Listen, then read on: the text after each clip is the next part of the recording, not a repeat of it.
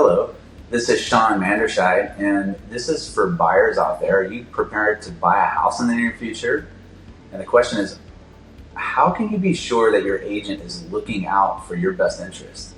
It's a question that's very important to ask yourself, because when people that buy homes have a very bad experience with real estate, it usually means costing them tens of thousands of dollars at minimum.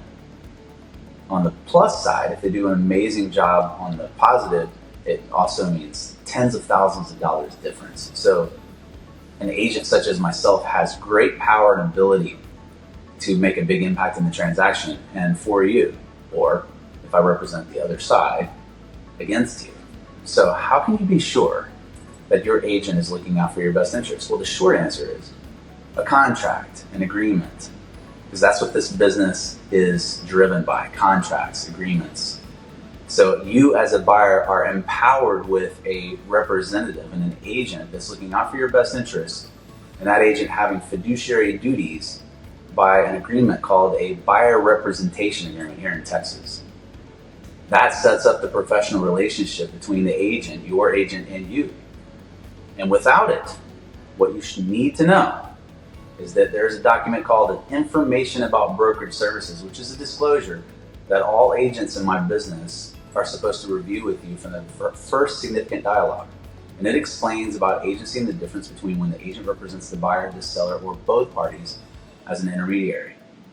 And it says very clearly that a seller will sign a listing agreement with the seller, whereby that agent will represent the seller's best interest and has fiduciary duties to that seller.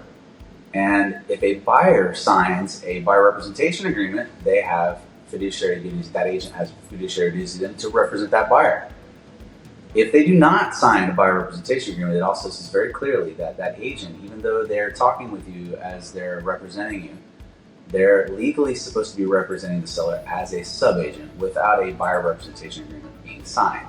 This is incredibly important for you to understand, because that buyer representation agreement is what will set up the professional relationship where you can count on your agent to look out for your behalf, and they have to. It is legally their responsibility and their fiduciary duties to do so.